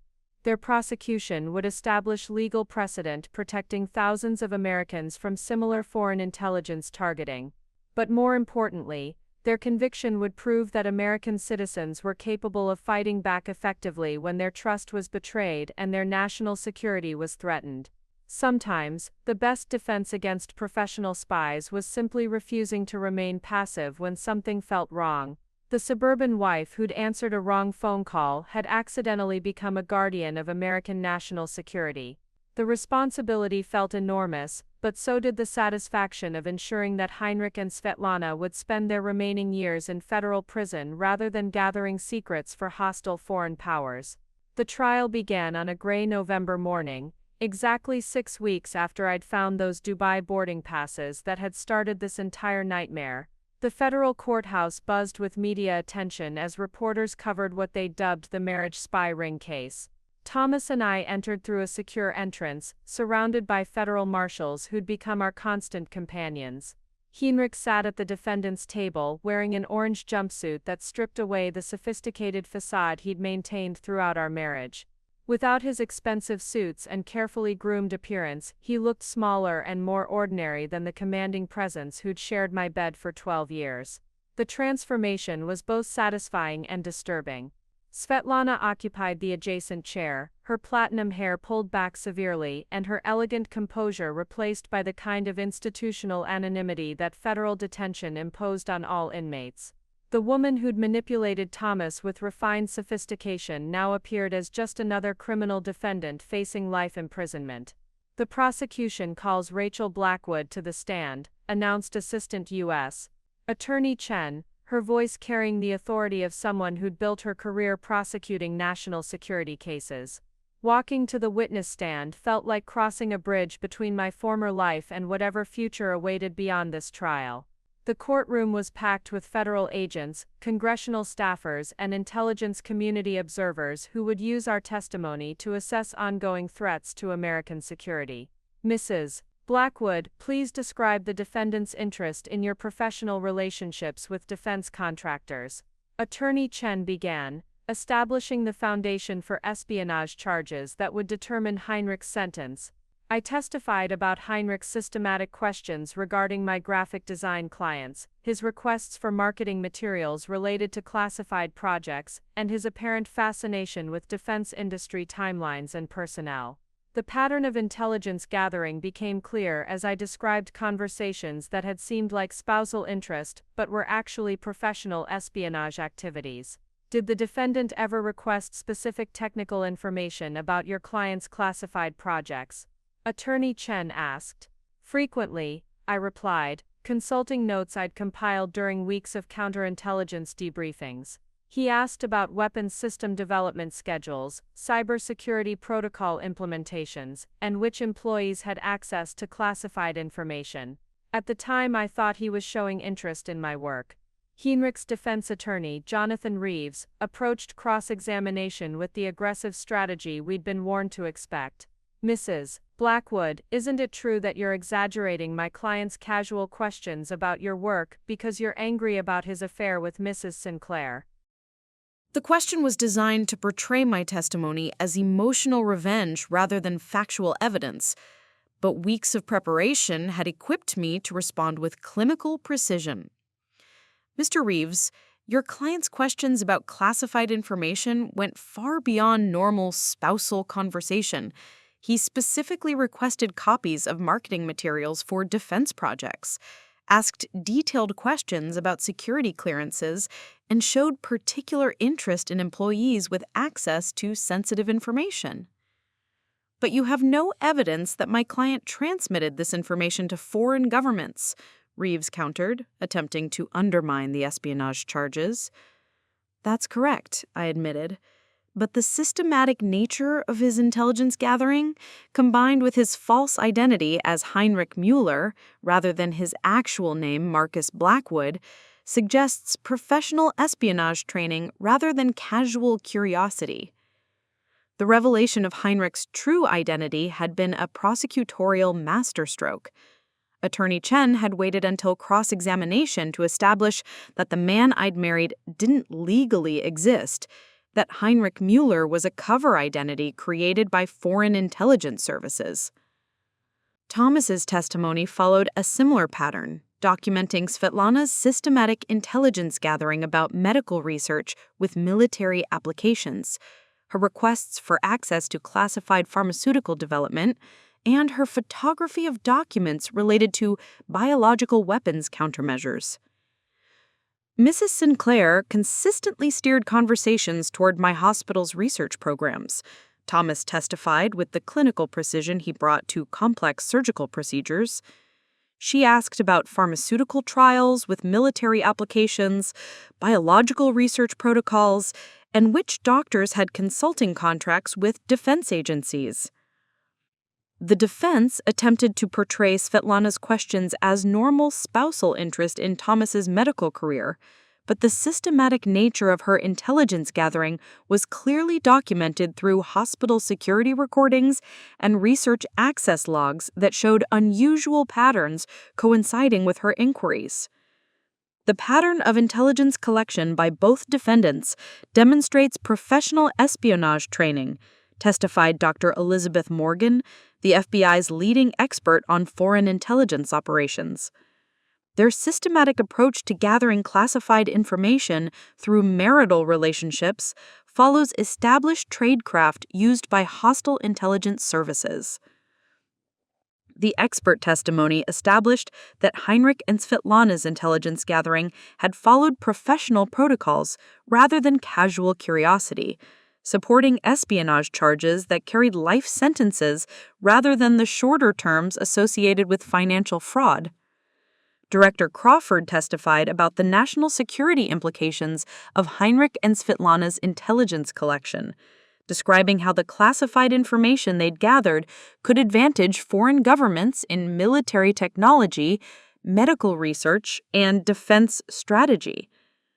The defendants systematically collected intelligence on next-generation weapon systems, stealth technology, cybersecurity protocols, biological weapons countermeasures, and pharmaceutical development with military applications, Director Crawford explained. the intelligence value to hostile foreign powers is estimated in the billions of dollars. The prosecution's final witness was Pavel Kozlov, a former Russian intelligence officer who'd agreed to testify about foreign espionage operations in exchange for asylum and reduced sentences on unrelated charges. Marriage-based infiltration is a preferred method for long-term intelligence collection, Kozlov testified through a translator. Operatives are trained to establish intimate relationships with Americans who have access to classified information or valuable assets. The defendant's systematic approach follows established protocols used by multiple foreign intelligence services. Kozlov's testimony provided insider perspective on how foreign governments used romantic relationships to penetrate American security systems, validating the espionage charges against Heinrich and Svetlana. The defense attempted to portray Heinrich and Svetlana as freelance criminals motivated by financial gain, rather than state-sponsored operatives conducting systematic espionage. But the evidence of professional tradecraft and systematic intelligence gathering was overwhelming. "Ladies and gentlemen of the jury," Attorney Chen said during closing arguments, the defendants used marriage relationships to systematically collect American classified information for transmission to hostile foreign powers. This isn't simple fraud motivated by greed. This is espionage that threatens our national security and the safety of American military personnel and intelligence operatives worldwide. The jury deliberated for 3 days before returning guilty verdicts on all espionage charges. Heinrich received life imprisonment without possibility of parole. Svetlana received life imprisonment with possibility of parole after 30 years. As federal marshals led Heinrich away in shackles, he looked directly at me for the first time during the trial. His expression held something that might have been genuine remorse, but it was too late for apologies or explanations. The man who'd shared my bed while gathering American secrets would spend his remaining years in federal maximum security. Thomas and I left the courthouse surrounded by media attention and federal protection that would continue indefinitely. The trial had established legal precedent for prosecuting marriage-based espionage, but it had also made us permanent targets for retaliation by foreign intelligence services. "It's over," Thomas said as we were escorted to secure vehicles. "No," I replied, watching Heinrich disappear into federal custody. "It's just beginning." The foreign intelligence operatives who'd infiltrated our lives were now facing life imprisonment, but their prosecution had exposed us to international security threats that would require permanent vigilance. Sometimes justice came with consequences that lasted longer than the crimes that created them. But as we drove away from the courthouse under federal protection, I felt something I hadn't experienced since finding those Dubai boarding passes: genuine satisfaction. Heinrich Mueller and Svetlana had spent years gathering American secrets through systematic exploitation of marital intimacy. Their conviction proved that American citizens were capable of fighting back effectively when their trust was betrayed and their national security was threatened. The suburban wife who'd answered a wrong phone call had accidentally become a guardian of American interests against foreign espionage. Sometimes the best revenge was ensuring that professional spies spent their remaining years in federal prison rather than gathering secrets that could harm innocent people. Heinrich and Svetlana had underestimated their victims' capacity for strategic thinking and decisive action. Their assumption that Thomas and I would remain passive while they destroyed our lives and compromised American security had become the foundation of their life sentences. 2 months after Heinrich and Svetlana's conviction, Agent Martinez delivered news that would fundamentally change our security status.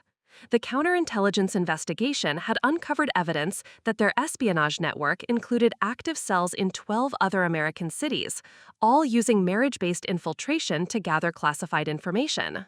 "The scope extends far beyond what we initially understood," she explained during our briefing at the federal safe house. Heinrich and Svetlana were part of a coordinated operation involving over 40 foreign operatives who've been conducting systematic intelligence collection through romantic relationships with American targets. The revelation that dozens of other Americans were unknowingly married to foreign spies created a national security crisis that required immediate federal intervention. Our accidental discovery had exposed an infiltration campaign that threatened multiple government agencies, defense contractors, and research institutions. Congressional intelligence committees have classified your case as a matter of critical national importance, Agent Martinez continued. Your testimony will be required for prosecuting the broader network and establishing new security protocols to prevent future infiltration operations. Thomas and I had evolved from crime victims to key witnesses in dismantling an international espionage campaign. The boarding passes I'd found in Heinrich's jacket had triggered investigations that would reshape American counterintelligence for decades. The asset recovery process has been completed ahead of schedule, Agent Martinez announced, with something approaching satisfaction. Your stolen funds, plus damages and federal compensation for National Security Service, total approximately $4 million each. The financial compensation was substantial, but it came with conditions that would define our future. Federal witness protection, ongoing security monitoring, and periodic testimony requirements would replace the normal privacy we'd lost when Heinrich and Svetlana infiltrated our marriages. What happens next? I asked, needing to understand the timeline for whatever remained of our normal lives. Permanent relocation under new identities, Agent Martinez replied. The foreign intelligence services whose operations you've exposed will consider you priority targets indefinitely. Federal protection is permanent.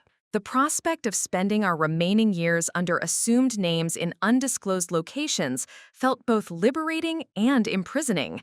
We'd survived comprehensive betrayal and helped protect American national security, but the cost was permanent exile from the lives we'd built before Heinrich and Svetlana's infiltration. That evening, Thomas and I shared our final meal in federal protection before being relocated to separate secure communities across the country. Our friendship had been forged through shared betrayal and mutual survival, but ongoing security required geographic separation. "Do you think we made the right choice?" Thomas asked, echoing the question that had haunted us since deciding to pursue justice rather than accepting victimhood.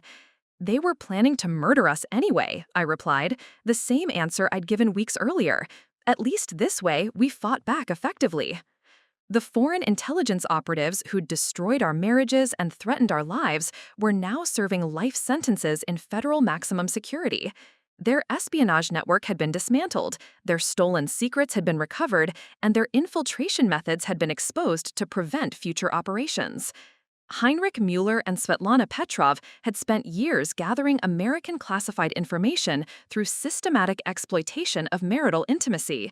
Their prosecution had established legal precedent that would protect thousands of Americans from similar targeting by hostile foreign powers. But more importantly, their conviction proved that sophisticated deception could be overcome by careful observation, strategic thinking, and decisive action when survival required fighting back against professional predators. The suburban wife who'd answered a wrong phone call had accidentally become a guardian of American national security.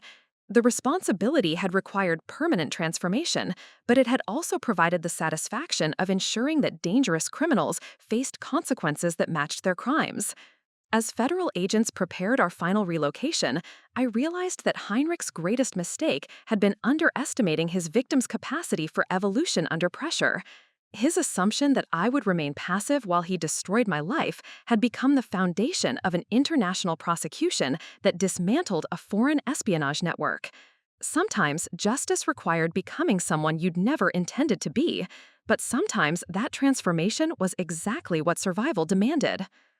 5 years later, I was living under the name Sarah Mitchell in a quiet Colorado mountain town when the phone call came that would bring my story full circle.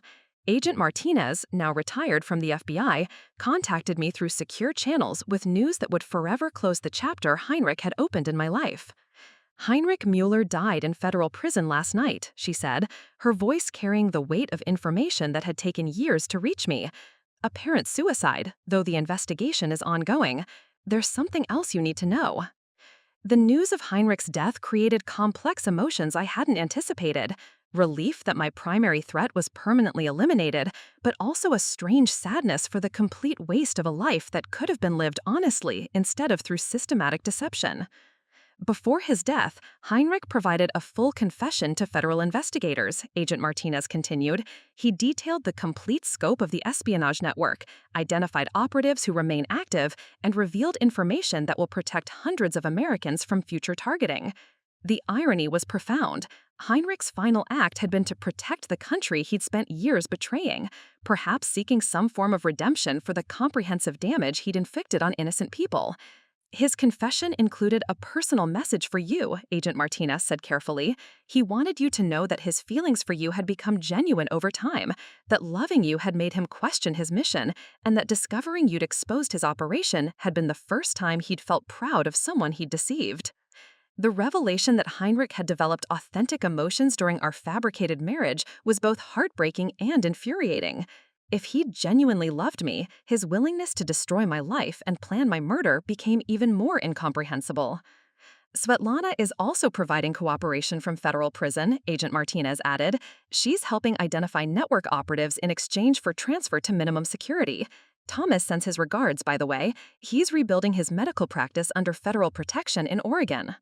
Learning that Thomas was successfully reconstructing his life provided comfort during a conversation that had reopened emotional wounds I'd thought were fully healed. We'd both survived comprehensive betrayal and emerged stronger, though permanently changed. The most important news is that your federal protection status is being downgraded, Agent Martinez announced. With Heinrich dead and the network dismantled, you're no longer considered a high-priority target. You can resume using your real name if you choose.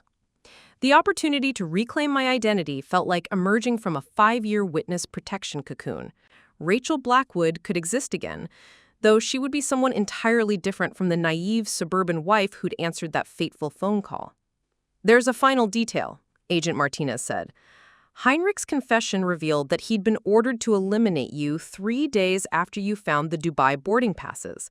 Your decision to contact federal authorities literally saved your life by hours. The revelation that Heinrich had been preparing to murder me within days of my discovery confirmed that every choice Thomas and I had made during our crisis had been correct. Passive acceptance of betrayal would have resulted in our deaths while Heinrich and Svetlana escaped to continue their espionage operations. That evening, I sat in my Colorado cabin, surrounded by the peaceful life I'd built through federal relocation, processing the news that the man who'd systematically destroyed my trust was finally gone. Heinrich Mueller's death had closed a chapter, but it couldn't restore the innocence he'd stolen or erase the transformation his betrayal had required. I thought about the suburban wife who'd been making breakfast when she'd answered that fateful phone call.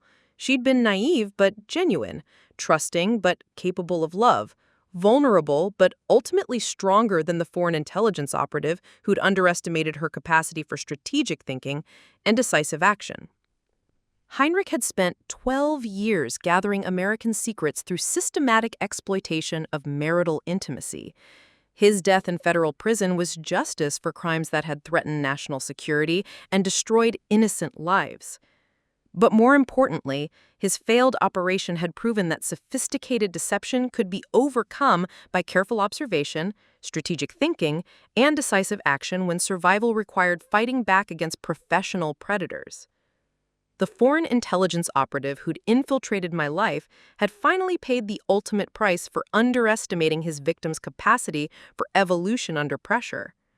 His assumption that I would remain passive while he destroyed my life had become the foundation of his life sentence and eventual death in federal custody. Sometimes the best revenge was simply outliving the people who'd tried to destroy you. Heinrich Mueller was dead. Svetlana Petrov was serving life imprisonment, and their espionage network had been dismantled. I was alive, safe, and free to reclaim my identity. The suburban wife who'd answered a wrong phone call had accidentally become a guardian of American national security, and she'd survived to tell the story. Returning to my real name felt like stepping back into clothes that no longer fit properly. Rachel Blackwood existed on paper again, but the woman who claimed that identity bore little resemblance to the trusting suburban wife who'd made breakfast for a foreign spy every morning for 12 years. I moved back to a city near my original home, not Westfield itself, but close enough to reclaim fragments of my former life. The federal compensation had provided financial security that allowed me to purchase a modest house and restart my graphic design business, though I now specialized in security consulting rather than defense contractor marketing materials. The irony wasn't lost on me that Heinrich's betrayal had taught me enough about operational security to build a successful business helping other companies protect themselves from corporate espionage. My experience as an unwitting intelligence target had become my professional qualification for preventing similar infiltrations. Thomas and I maintained contact through secure communication channels, our friendship sustained by shared survival of comprehensive betrayal. He'd rebuilt his medical practice in Portland, specializing in trauma surgery with a new understanding of how emotional wounds could be just as devastating as physical injuries. I got married again, Thomas told me during one of our quarterly check-ins. Her name is Jennifer. She's a nurse who understands why I need complete transparency about everything. No secrets, no separate bank accounts, no unexplained travel. His successful reconstruction of intimate trust after Svetlana's systematic deception provided hope that normal relationships might still be possible for survivors of marriage-based espionage. But it also highlighted how much work was required to rebuild the capacity for vulnerability after professional predators had exploited it so comprehensively. "What about you?" Thomas asked. "Any romantic prospects?" The question always made me uncomfortable because the answer revealed how completely Heinrich's betrayal had changed my approach to human connection. I'd had relationships over the past 5 years, but none had progressed beyond careful friendship.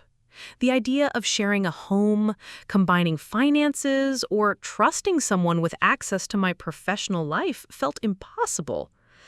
"I'm working on it," I replied, the same answer I'd given for years. "Heinrich's dead," Thomas said gently. "Svetlana's in prison. The network is dismantled. You're safe to trust again." The logical assessment was accurate, but emotional healing operated on different timelines than federal prosecutions. Heinrich's death had eliminated external threats, but it couldn't restore the innocence that had made comprehensive deception possible. The most unexpected consequence of my survival was receiving letters from other Americans who discovered they were married to foreign intelligence operatives. The congressional testimony had been declassified, and my name had become associated with marriage-based espionage cases across the country. "Your courage to fight back saved my life," wrote Maria Santos from Phoenix.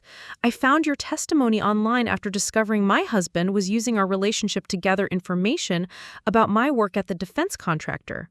Reading about your experience gave me the strength to contact federal authorities instead of confronting him directly." The letters arrived regularly, always with similar themes: accidental discovery, systematic betrayal, and the decision to seek justice rather than accept victimhood. My experience had apparently become a template for other Americans whose marriages had been infiltrated by foreign intelligence services. Some letters came from federal agents working similar cases. "Your prosecution established legal precedent that we use regularly," wrote Agent David Chen from the Los Angeles field office. "The marriage fraud statute you helped create has resulted in 17 convictions of foreign operatives who were using romantic relationships to gather classified information." The knowledge that Heinrich and Svetlana's prosecution had protected other Americans from similar targeting provided satisfaction that helped balance the personal cost of pursuing justice. Our accidental discovery had prevented hundreds of families from suffering the systematic betrayal that had destroyed our marriages. But the most meaningful letter came from Director Crawford, now retired from FBI counterintelligence. "Your willingness to testify against trained intelligence operatives required courage that most Americans will never understand," he wrote. "The foreign espionage network you exposed had been operating for over a decade. Without your evidence, they would have continued destroying American lives and stealing classified information indefinitely." The validation from someone who'd spent decades protecting American interests helped justify the permanent transformation Heinrich's betrayal had required. The suburban wife who'd answered that wrong phone call had accidentally become exactly what her country needed: a citizen willing to fight back against foreign threats regardless of personal cost. That evening, in my new home, surrounded by security systems I now understood were necessary, I reflected on the 5-year journey from victim to survivor to guardian of American interests. Heinrich Mueller was dead, his espionage network was dismantled, and other Americans were safer because of our decision to pursue justice. The woman who'd been making coffee when she discovered those Dubai boarding passes had been naive but ultimately stronger than the foreign intelligence operative who'd systematically underestimated her capacity for strategic thinking and decisive action. Sometimes justice required years to achieve, but it was worth waiting for when the alternative was allowing professional predators to continue destroying innocent lives. Heinrich had spent 12 years gathering American secrets through exploitation of marital intimacy. His death in federal prison was proof that even sophisticated foreign intelligence operatives could be held accountable when their victims refused to remain passive in the face of comprehensive betrayal. The suburban wife who'd answered that wrong phone call had survived to protect other Americans from the marriage-based espionage that had nearly destroyed her own life. Sometimes the best revenge was simply living long enough to ensure that dangerous criminals faced consequences that matched their crimes. 10 years after finding those Dubai boarding passes, I received an invitation that would bring the final closure to Heinrich's chapter in my life. The FBI was hosting a ceremony honoring civilians who'd made extraordinary contributions to national security, and my name was among those being recognized for dismantling foreign espionage operations. The ceremony took place in Washington, D.C., the same city where I'd first testified before congressional intelligence committees about Heinrich and Svetlana's systematic betrayal. Standing in the federal building where my transformation from victim to guardian had been formalized felt like completing a circle I'd never intended to draw. Director Sarah Martinez, now heading the FBI's Counterintelligence Division, presented awards to 12 Americans whose accidental discoveries had exposed foreign intelligence operations. Your willingness to fight back against trained operatives required courage that protected countless innocent families, she said, echoing the themes that had sustained me through years of reconstruction. Thomas attended the ceremony with his wife Jennifer and their 2 young children. Seeing him surrounded by the family he'd built after Svetlana's systematic destruction of his first marriage provided evidence that comprehensive healing was possible, even after the most devastating betrayals. "Any regrets?" he asked during the reception, the same question that had defined our survival journey. "About exposing them? Never," I replied, watching other honorees share similar stories of accidental discovery and strategic resistance. About trusting Heinrich in the first place? That's more complicated. The psychological aftermath had been the most challenging aspect of rebuilding my life. Heinrich's professional manipulation had taught me that sophisticated deception was possible, but it had also demonstrated that careful observation and strategic thinking could expose even trained intelligence operatives when they became overconfident. The woman I'd become was more cautious, but also more resilient than the suburban wife who'd answered that wrong phone call. I'd learned to trust gradually rather than completely, to verify rather than assume, to maintain emotional independence even within intimate relationships. "I finally understand what you meant about transformation," Thomas said, his children playing nearby while Jennifer chatted with other ceremony attendees. "We became the people we needed to be to survive what they did to us." The insight was accurate and liberating. Heinrich and Svetlana's betrayal had required evolution that was painful but ultimately strengthening. The naive trust that had made their deception possible had been replaced by informed caution that protected against future exploitation. That evening, alone in my hotel room overlooking the city where American intelligence operations were coordinated, I reflected on the decade-long journey from victim to survivor to protector. Heinrich Müller was dead, Svetlana Petrov remained in federal prison, and their espionage network had been permanently dismantled. More importantly, the legal precedent established by their prosecution had protected hundreds of other Americans from marriage-based intelligence infiltration. The suburban wife who'd accidentally discovered foreign spies had become exactly what her country needed: a citizen willing to sacrifice personal comfort to ensure that dangerous criminals face appropriate consequences. The boarding passes I'd found in Heinrich's jacket had triggered an international investigation that reshaped American counterintelligence protocols and established legal frameworks for prosecuting marriage-based espionage. My accidental discovery had prevented unknown numbers of future victims from suffering similar systematic betrayal. But the most satisfying outcome was personal. I'd survived comprehensive deception by someone trained to exploit human psychology for foreign intelligence purposes. Heinrich's assumption that I would remain passive while he destroyed my life had become the foundation of his life sentence and eventual death in federal custody.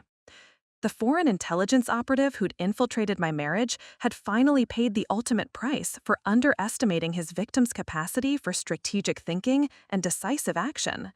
His professional training in psychological manipulation had been defeated by suburban common sense and the willingness to seek help when something felt fundamentally wrong. 10 years later, I was still alive, still fighting, and still protecting other Americans from the kind of systematic betrayal that had nearly destroyed my life. Heinrich Müller had been dead for 5 years, but the woman who'd exposed his crimes continued to thrive. Sometimes, the best revenge was simply outliving the people who'd tried to destroy you and using that survival to prevent others from suffering similar devastation.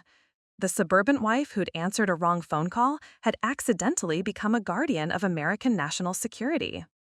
She'd survived to tell the story, and more importantly, she'd survived to ensure that other Americans would never have to live through the same nightmare.